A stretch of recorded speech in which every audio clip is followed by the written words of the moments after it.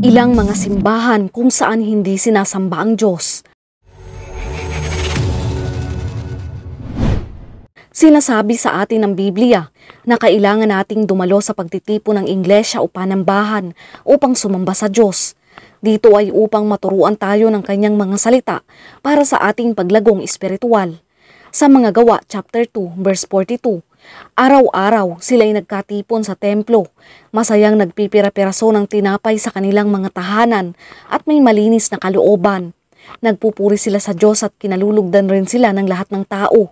At bawat araw ay idinaragdag sa kanila ng Panginoon ang mga inililigtas. Sa pagtatag ng isang simbahan, nais ng Panginoon na ituturo ang mga tamang doktrina. Nagbibigay ang simbahan sa mga miyembro ng mga pahayag, pamantayan at patnubay na tumutulong sa atin upang mamuhay ayon sa nais ng Panginoon. Ngunit may mga simbahan na hindi palaging sinasamba ang tunay na Diyos. Sila ay nagkaroon ng mga sariling mga Diyos, relihiyosong aklat, propeta at mga utos. Narito ang nangungunang ilang simbahan kung saan hindi sinasamba ang Diyos. Number 1, Simbahan ng Maradona. Ang simbahan ng Maradona ay kung saan ang kanilang relihiyon ay ang larong football at ang Diyos na sinasamba ay ang manlalaro ng football na si Diego Maradona. Namatay si Maradona mula sa komplikasyon sa kalusugan at nag-iwan ng walang kapantay na pamana. Ang simbolo ng simbahan nila ay D10S na pinagsama ang salitang Diyos at ang numero ng 10 sa kamiseta ni Maradona.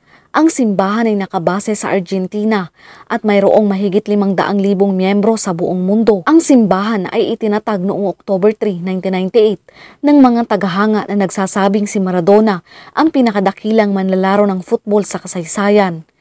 Katulad ng ibang relihiyon, hindi maikakaila na meron silang pagkakatulad sa iba pang mga pangunahing pananampalataya, tulad ng sarili nitong hanay ng mga utos at panalangin.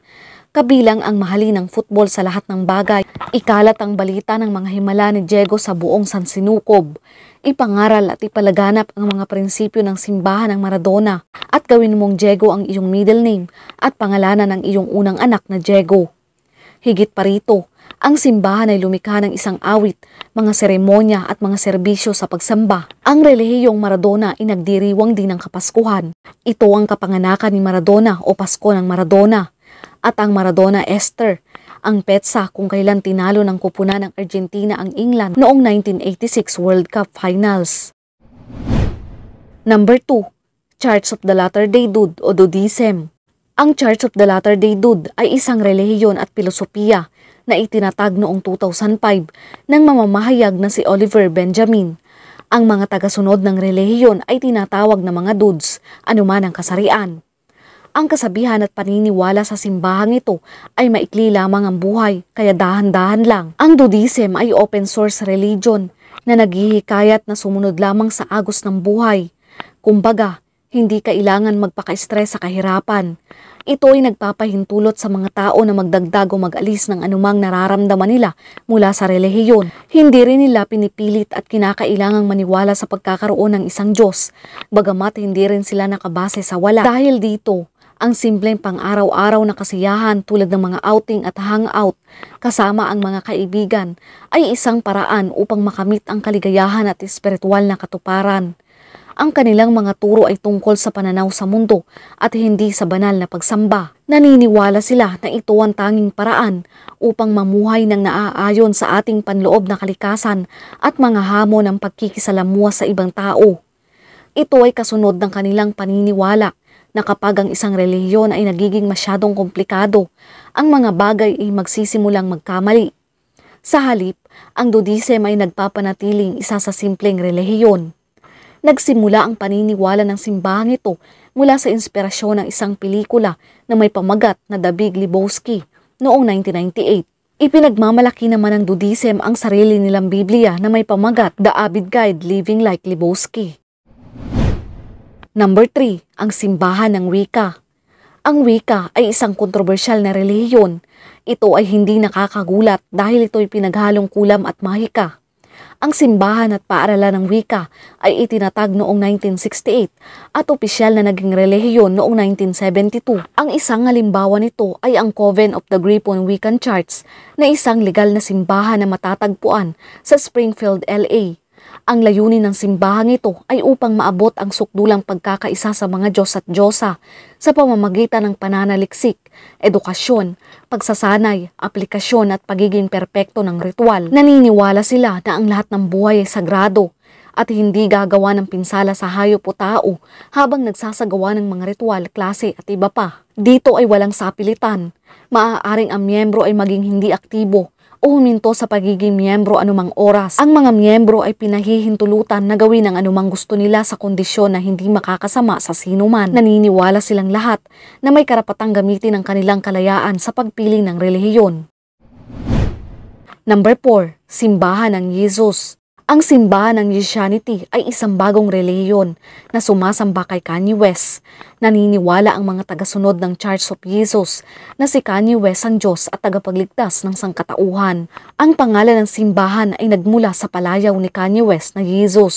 Tinatawag naman ng mga tagasunod ang kanilang sarili na mga Yesipos. Isang hindi kilalang lalaki ang lumikha ng isang relihiyong ito na batay sa album ni Kanye West. Natatakot ang lalaki na ang pagkakaugnay ng kanyang pangalan sa Yesanity ay maaaring makasira sa kanyang layunin, kaya nagpasya siyang manatiling hindi nagpapakilala. Sinabi ng tagapagtatag na pinahahalagahan niya si Kanye West. Ito ang pinakatapat na tao sa kanilang kultura. Siya ang may pinakamataas na moral na pamantayan at pinakamataas na integridad. Ayon sa kanila, si Jesus ay isang banal na nilalang na ipinadala ng Diyos upang ihatid ang bagong panahon ng sangkatauhan. Number 5. Missionary Church of Kopimisim. Ang simbahang ito ay hindi nakatuon sa pagsamba sa Diyos. Ang relihiyong ito ay nilikha ng Swedish national na si Isaac Gerson. Ang simbahan ay naniniwala na ang pagbabahagi o pag-share ng file o copyright ay hindi ilegal. Sa halip, sila ay naniniwala na kailangang maipamahagi ang kaalaman sa lahat. Naniniwala ito na ang pagkopya ng impormasyon ay isang tanda ng pagpapahalaga, isang pinakamahusay at pinakamagandang paraan na may nagawa kang mabuti. Sinasabi ng tagapagtatag na dapat matuwa pa ang mga tao na may nag-aabala pa na ibahagi ang kanilang mga file sa halip na subukang arestuhin sila dahil sa paglabag sa copyright. Naniniwala ang mga tagasunod ng simbahan na hindi dapat umiral ang mga batas sa copyright at dapat pahintulutan ng lahat ng mag-download, kopyahin at mag-upload ng mga file na walang hadlang. Ang Missionary Church of Kopimisim ay walang relihiyosong aklat, ngunit kinikilala ang copy-paste sa computer bilang mga simbolo ng relihiyon. Number 7. Simbahan ng lumilipad na spaghetti monster. Hindi nakakagulat. Sinasamba ng mga miyembro ang Flying Spaghetti Monster o FSM. Ang kanilang relihiyosong kasabihan ay maantig sa kanyang masarap na appendage. Ang FSM ay isang katang-isip na halimaw na gawa sa mga hibla ng spaghetti, 2 bola-bola at isang pares ng mga mata. Ang mga tagasunod ay tinatawag na Pastafarians na naniniwala na ang FSM ang lumikha ng mundo. Ginawa daw ito noong lasing ang FSM, kaya naman hindi perpekto ang mundo. Sinasabi ng mga Pastafarian ng mga pirata ang unang sumamba sa FSM. Ang mga pirata na ito ay mabubuting tao na binigyan lamang ng masasamang rap ng simbahang Kristiyano. Ang mga natural na kalamidad di umano ang bunga ng pagbawas ng bilang ng mga pirata. Ipinangaral ng simbahang ito na ang bawat isa ay dapat mamuhay ng mapayapa nang hindi nakakaabala sa mapayapang buhay ng iba. Naniniwala rin ng mga Pastafarian na mayroong bukal ng beer at pabrika ng striper sa langit. Ang Church of the Flying Spaghetti Monster ay tinanggap bilang relihiyon sa Netherlands noong 2016 at noong taong ding iyon ang unang legal na kinilalang Pastafarian marriage ay ipinagdiwang sa New Zealand. Number 7. Simbahan ng Bay. Ang Bayism ay isa pang relihiyon na nabuo upang sumamba sa isang singer na si Beyonce Knowles. Ang kanyang mga tagasunod ay tinatawag na Bayhive. Ang Bayism at ang pambansang simbahan ng Bay ay itinatag ni Pauline John Andrews. Nilikha niya ang simbahan at relihiyon pagkatapos niyang mapakinggan ang mga kanta at masuri ang mga kanta ni Beyonce. Ang relihiyon ay may sariling simbahan, ang pambansang simbahan ng Bay. Sinasabi nila na siya ay isang Diyos na nakaupo sa gitna ng trono. Siya ay nasa mundo lamang upang ipalaganap ang ebanghelyo sa pamamagitan ng kanyang mga musika at aalis sa kanyang trono kapag siya ay tapos na. Tinatawag ng mga mananamba si Beyonce na Mother Bay at meron silang Beyonce-inspired religious book. Ito ay ang Bible. Number 8. Simbahan ng Rizalista. Ang simbahan ng Rizalista kung saan sinasamba si Jose Rizal bilang Diyos. Para sa ating mga Pilipino, ang pagdiriwang ng Araw ng Kalayaan ay isang paalala sa pinakadakilang tagumpay ni Dr. Jose Rizal. Si Dr. Jose Rizal ay nabuhay noong huling bahagi ng ika-19th century. Siya ay naging tinig sa panahon kung saan ninais ng publiko ng Pilipinas ang kalayaan mula sa kanilang mga kolonyal na pinuno ang Espanya. Bagamat hindi siya personal na kasangkot sa Rebolusyong Pilipino, gayunpaman ay napatunayang masyadong kontrobersyal ang kanyang mga isinusulat na naging dahilan kaya't siya ay pinatay ng mga Espanyol. Mula noon ay itinaas si Rizal na pabansang bayani ng Pilipinas. Ang kadakilaan ni Rizal higit pa sa kanyang katayuan bilang isang pambansang bayani. Siya ay naging sentro ng isang relihiyon kung saan siya ay itinuturing na isang Diyos. Sa Calamba City ay isang maliit na sityo kung saan naninirahan ng mga natitirang Rizalista. Ito ang Sitio Rongot at may nakatayong maliit na nag-iisang kapilya para sa Rizalistang simbahan ng Sagrada Familia. Ang Sagrada Familia ng Sitio Rongot ay naniniwala sa isang banal na Trinidad na Diyos Ama, Diyos Ina at Diyos Anak na tulad ni Jesus ay dumating sa anyong tao. Gayunpaman, pinaniniwalaan nila na ang banal na bata ay bumaba sa anyo ni Dr. Jose Rizal at kinilalang Mesiyas at hinulaan na muling bababa sa bundok Makiling.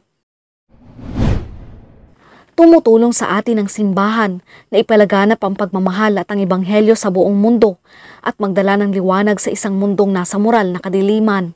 Ngunit lagi nating tatandaan na hindi lahat ng pagkakataon ay palagi tayong dadalhin ng simbahan sa kabutihan. Ito ay maaaring maging dahilan din ng ating kapahamakan. Mangyayari ito kung ang dinadaluhan mo na simbahan ay wala sa kalooban ng Diyos. Tandaan, si Satanas ay may simbahan din. Huwag tayong magpalinlang kay Satanas. Lagi tayong maging bukas ang isipan at maging mapagmatsyag. Lagi nating sundin ang kalooban ng Diyos sa lahat ng panahon, oras at gawain. Muli po sana ay meron kayong natutunan. Ingat and God bless.